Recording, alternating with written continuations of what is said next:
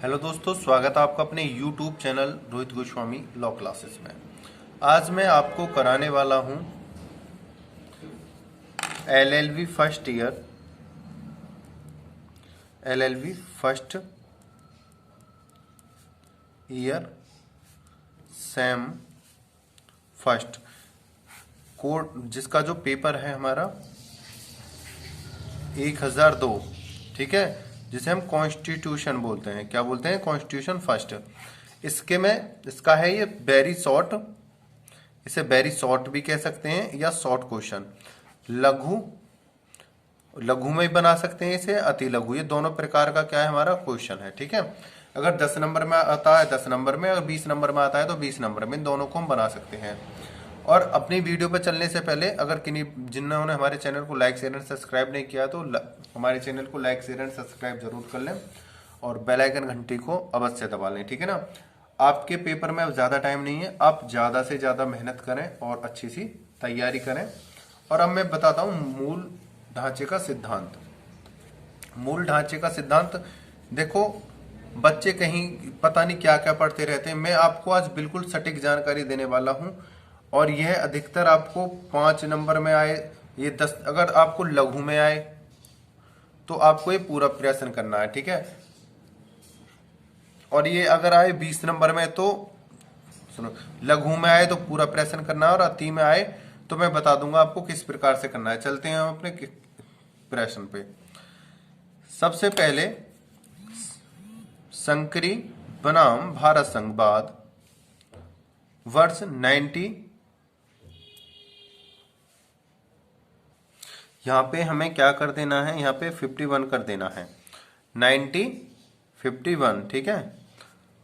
इसमें सर्वोच्च न्यायालय ने, किसने? सर्वोच्च न्यायालय ने माना कि अनुच्छेद 368 अनुच्छेद 13(2) के अंतर्गत परिभाषित विधि में शामिल नहीं है, ठीक है। इसमें क्या कहा गया था? संकरी बनाम भारत संघ में सर्वोच्च न्यायालय ने माना कि अनुच्छेद 338 अनुच्छेद 13(2) के अंतर्गत, मतलब ये वाला अनुच्छेद 13(2) के अंतर्गत परिभाषित विधि में शामिल नहीं है, इसलिए संसद संविधान में संशोधन कर सकती है। क्या कर सकती है? संशोधन कर सकती है। किसमें? संविधान में। क्योंकि ये जो 368 है ये किसमें सम्मिलित नहीं है? अनुच्छेद 13(2) में सम्मिलित नहीं है, तो इसलिए हमारा जो संशोधन संविधान में हो जाएगा, ये यहाँ पे राइट कर दिया गया था, ठीक है। आगे फिर क्या हुआ था? दूसरे बाद में क्या हुआ था? गोकलनाथ बनाम पंजाब राज्यवाद। एक तो गोकलनाथ थे और इनका जो बात चला था पंजाब राज्यवाद वर्ष 1967 में। किसमें? 1967 में। इसमें सर्वोच्च न्यायालय, इसमें जो सर्वोच्च न्यायालय है हमारा न्यायालय है, स्पष्ट किया है कि अनुच्छेद 13(2) में वर्णित विधि के अंतर्गत, जो हमारी अनुच्छेद 13(2) में है उसमें सभी प्रकार की विधियां शामिल हैं। सामान्य विधि तथा संशोधन विधि, जो एक हमारी सामान्य विधि है जो कभी चेंज नहीं होती है, जो हमारे आम तौर पर लागू है, और एक है संशोधन विधि जिसे हम चेंज किया जा सकता है, हम चेंज कर सकते हैं। अतः संसद अनुच्छेद 368 के अंतर्गत संविधान संशोधन द्वारा भी मौलिक अधिकारों को कम नहीं कर सकती है। इस बाद में क्या कहा गया था कि अनुच्छेद 368 13(2) में यह प्रावधान नहीं करता है कि संसद हमारे जो मौलिक अधिकार हैं उनमें क्या कर दे? संशोधन कर दे, तो या उनमें क्या कर दे? कम नहीं कर सकती है। ना तो अधिकारों में संशोधन कर सकती है और ना ही मौलिक अधिकारों को कम कर सकती है। पहले में क्या कहा गया था कि सभी संविधान में संशोधन नहीं कर सकते हैं, और यहां पे क्या कहा जा रहा है? देखो, मौलिक अधिकारों को कम नहीं कर सकती। वहां पे संशोधन की बात थी, किसकी? संशोधन की बात थी, मौलिक अधिकारों में संशोधन नहीं हो सकता। इस वाले बाद में कहा गया कि मौलिक अधिकारों को कम नहीं कर सकती है, ठीक है। आगे आ जाओ। आप जब इसे करोगे तो मैं बताऊंगा आप इसे कैसे करोगे, ठीक है ना। पहले पूरे प्रश्न को देख लेते हैं। तीसरे में क्या कहा गया है? केशवानंद भारती बनाम केरल राज्यवाद वर्ष 1973।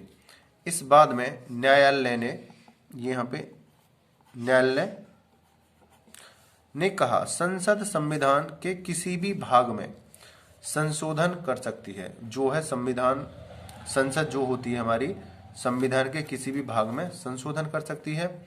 इसी बाद में आधारभूत ढांचे का प्रतिपादन करते हुए सर्वोच्च न्यायालय ने स्पष्ट किया कि संसद संविधान के मूलभूत ढांचे में परिवर्तन नहीं कर सकती।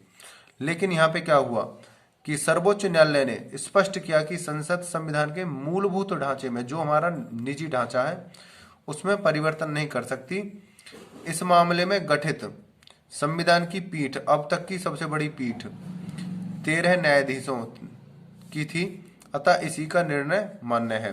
उन्होंने क्या कहा था, और इस वाले बाद में क्या कहा गया कि इसमें जो ये वाली जो मीटिंग थी केशवानंद भारतीवरम केरल राज्य बारे में, इसमें कहा गया था कि कोई भी व्यक्ति हमारे या संसद या सर्वोच्च न्यायालय ने कहा था संसद हमारे किसी भी मूल ढांचे में परिवर्तन नहीं कर सकती।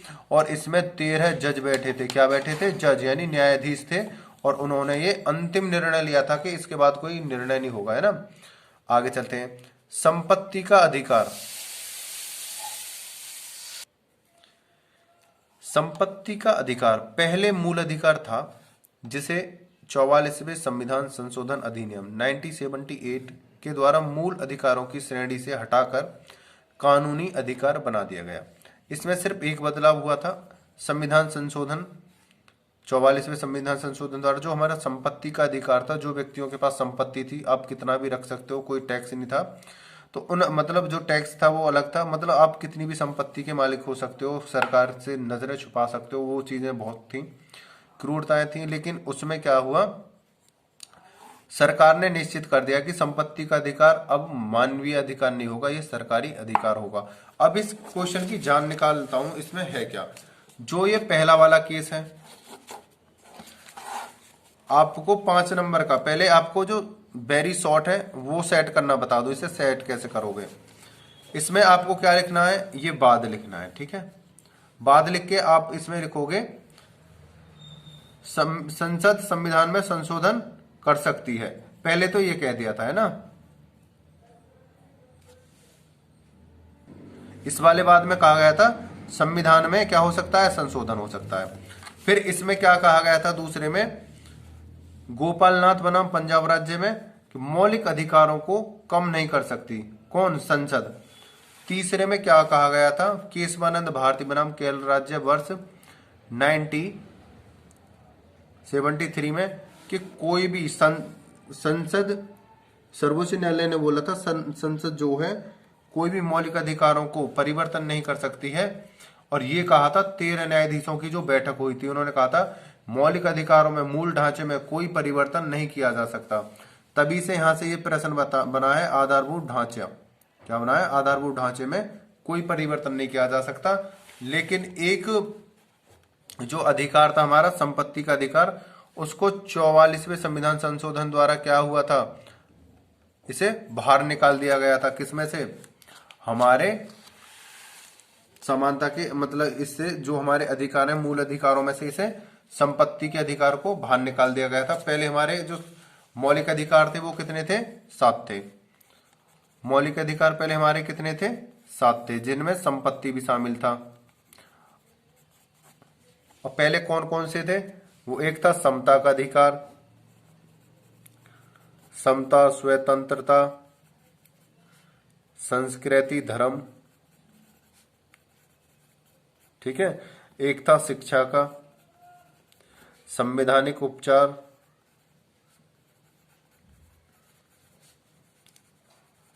और एक था हमारा, यहां पे देखो मैंने यहां पे ये थोड़ा सा गलत कर दिया है, यहां पे है संस्कृति एवं शिक्षा, संस्कृति एवं शिक्षा है। पहला है समता का अधिकार, स्वतंत्रता का अधिकार, संस्कृति एवं शिक्षा का अधिकार। और यहाँ पे जो शिक्षा की जगह हमें क्या करना है, धर्म की स्वतंत्रता का अधिकार, धर्म की स्वतंत्रता का अधिकार। और एक है संवैधानिक, सही है ना।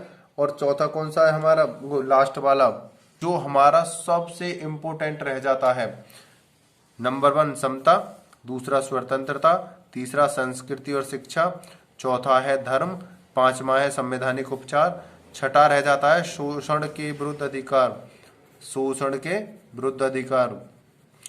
ठीक है, और सातवां कौन सा था पहले हमारा, संपत्ति का अधिकार। इस संपत्ति के अधिकार को क्या कर दिया है, हटा दिया गया है। ठीक है, इसको हटा दिया गया है। ठीक है, तो ये थे हमारा मूल ढांचे का सिद्धांत। इसको अपनी भाषा में आप सेट कर लीजिएगा, इसमें और कुछ नहीं है। कम नंबर में आता है तो आप इनके केस लिख के, यहां से केस लिख के ये कर देना कि संशोधन का हवाला दे दिया गया था, संशोधन कर सकते थे। दूसरे में ये केस लॉ का हवाला देके कि हम मौलिक अधिकारों में कमी नहीं कर सकते हैं। फिर तीसरे में इसको लिख के ये हमें क्या लिखना है, अगर हमारा वेरी शॉर्ट क्वेश्चन आता है कि मूल अधिकारों में हम संशोधन नहीं कर सकते हैं, ना इनको कम कर सकते हैं, ये 13 न्यायाधीशों की एक पीठ ने बोला था।